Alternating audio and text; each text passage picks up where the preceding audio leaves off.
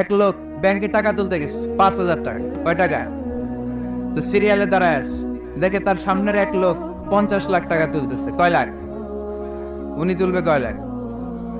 তো হঠাৎ করে দেখলো যে সামনের লোকটা যে 50 লাখ টাকা তুলবে, ও লিখছে 50 লাখ টাকা মাত্র। যত বড় অঙ্কই হোক, শেষে কি লিখতে হয়?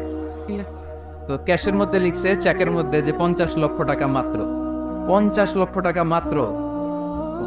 তো তারপর ওর চেক নিয়ে ও ক্যাশ কাউন্টারে দিছে। ক্যাশ কাউন্টার দেখতেছে, উনি লেখছে 5,000 টাকা নাই।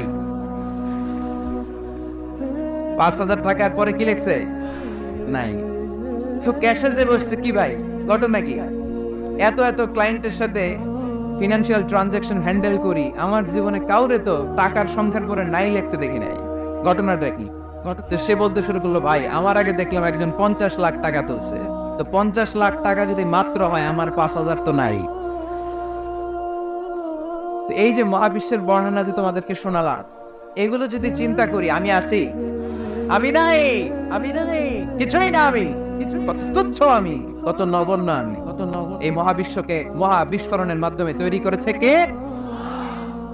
আবার আল্লাহ বললেন, ওয়াস-সামাআ বানাইনাহা বিআইদিন ওয়া ইন্না লামুসিউন। বিস্ফোরণের মাধ্যমে শুধু আকাশ সৃষ্টি করে আমি বসে থাকি নাই, এই আকাশ জমিনকে আমি আল্লাহ প্রতিনিয়ত প্রশস্ত করে দিচ্ছি।